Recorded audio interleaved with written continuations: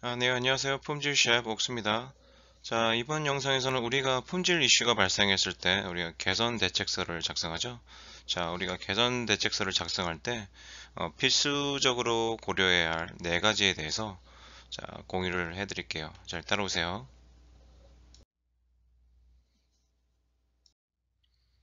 네, 일반적으로 해서 우리가 개선 대책서를 작성할 때요. 자, 일반적으로 우리가 PDCA 많이 들어보셨죠? Plan, Do, 그리고 check, action. 자, 이런 순환의 절차에 따라서 자, 이루어지는 것이 기본이고요.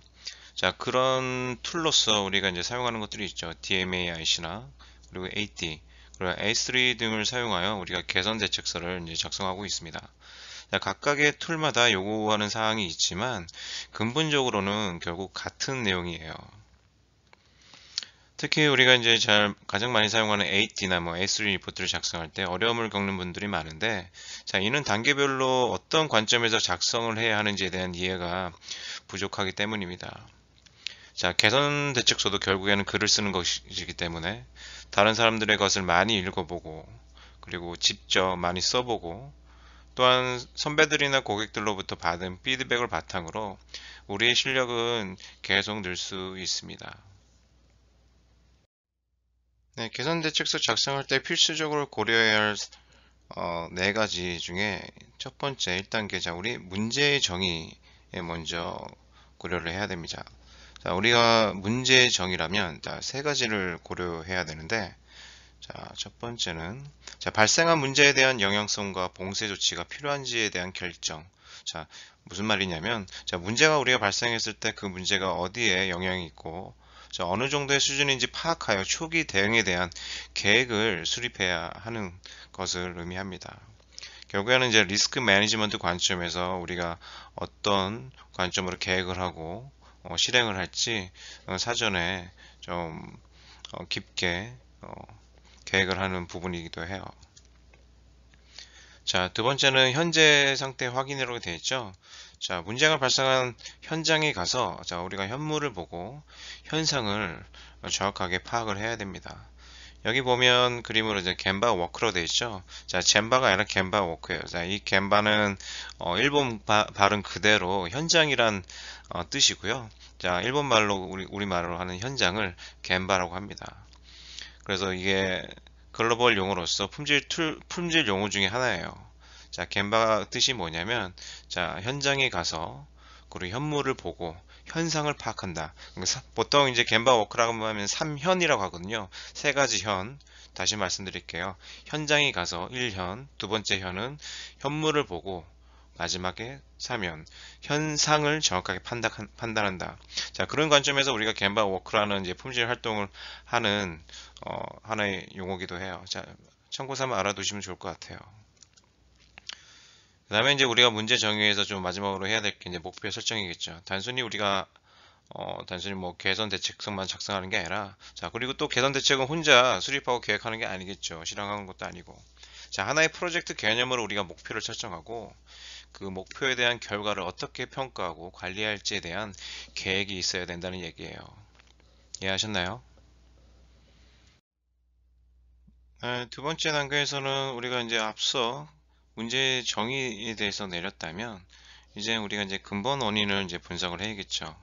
자, 우리가 근본 원인을 분석하는 단계에서는 두 가지를 고려해야 합니다. 자, 처음에 우리가 이제 기술적인 부분과 이제 시스템적인 부분을 나눠서 우리가 고려를 해야 돼요. 자, 예를 들어서 문제가 발생한 불량이 자, 우리가 가진 기술적인 부분에 왜 발생했는지, 왜 유출이 됐는지 관점에서 확인을 해야 되고, 자, 시스템적인 관점에서는 무슨 얘기냐면 우리 회사가 전반적으로 가지고 있는 고질적인 내재화된 문제들을 들춰내야 된다는 얘기예요. 자, 두 번째, 증명할 수 있는 툴을 사용해서 근본 원인을 찾아야 됩니다. 자, 이 부분은 저희 영상에서 AT 영상에서 말씀을 드렸는데, 자, 스텝 4 단계죠. 우리가 근본 원인 분석을 하는 과정에서 처음에는 이제 피시본 다이어그램, 그리고 자, 피시본 다이어그램을 통해서 우리가 이제 포텐셜 인자, 잠재적인 인재들을 추려내서 거기서 우리가 이제 치명적인 인자, 핵심 인자들을 찾아내서 그 부분들을 가지고 근본 원인을 도출하기 위해서 우리가 5Y라는 툴을 사용하게 됩니다.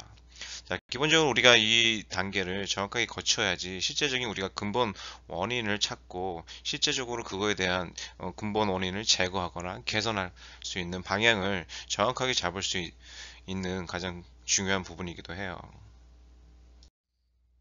네, 앞서 2단계에서 우리가 근본 원인을 정확하게 찾았다면, 자, 우리가 근본 원인을 뭐 제거를 하든 개선을 하든, 자, 우리가 이제 그 다음 단계에서는 문제 해결을 해야 되겠죠. 자, 개선 대책을 수립하고 적용하는 문제 해결에서는, 자, 우리가 두 가지를 고려해야 합니다.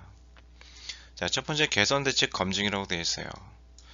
자, 그 다음에 개선 대책 실행을 하고요.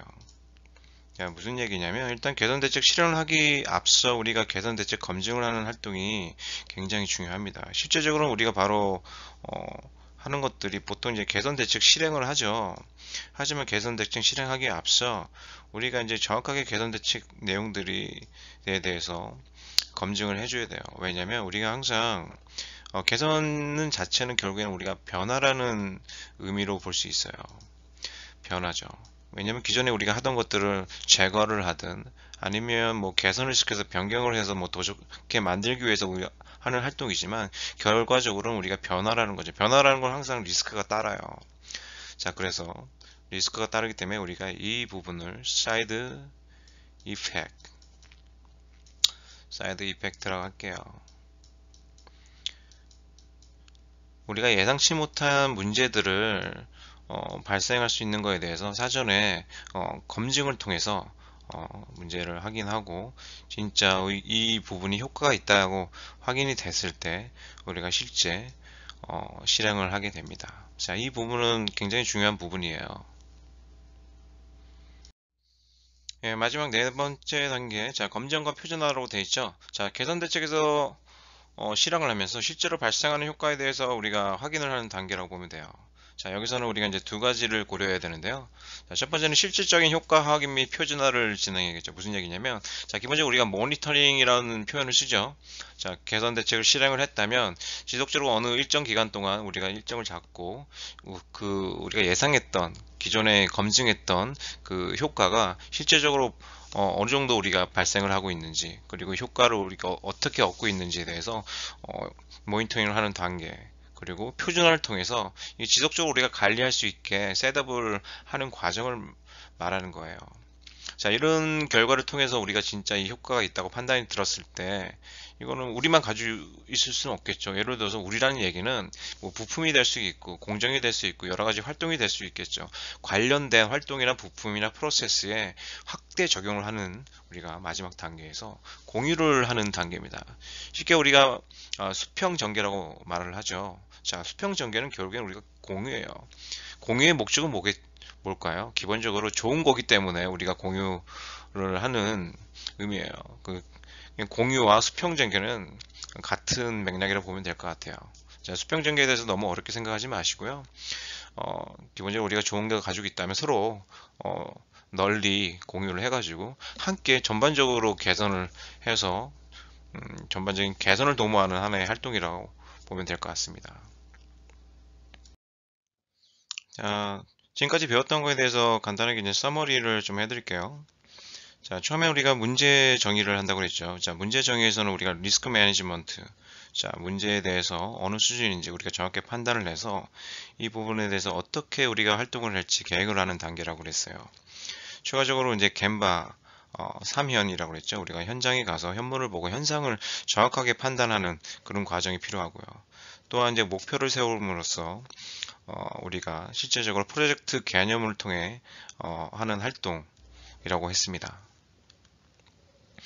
자, 두 번째는 근본 원인 분석이죠. 자, 근본 원인 분석에서는 우리가 이제 기술적인 부분과 시스템적인 부분에 대해서 우리가 구분을 해서 우리가 문제점을 파악을 해야 되는 거예요. 자, 우리가 그런 문제점을 파악하게 함에 있어 다양한 툴을 쓰는데 그 툴 중에서 대표적인 부분이 우리가 PC본 다이어그램 그리고 5Y를 쓴다고 했습니다. 세 번째 문제 해결에 있어서는 우리가 이제 문제 개선 대책을 수립을 했다면 그 부분들이 실제로 효과가 있을 것인지 우리가 사전 테스트를 검증을 통해서 우리가 확인을 하고 실행을 하는 단계가 있다고 했습니다. 자, 마지막으로 우리가 이제 검증과 표준화라고 했죠.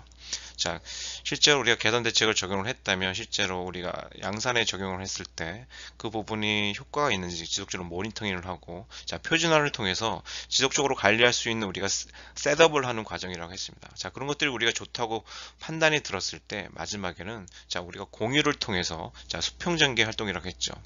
자, 이런 활동을 거쳐서 하는 활동이 우리가 개선 대책서 작성할 때 크게 고려해야 할 4가지 요소라고 할 수 있습니다.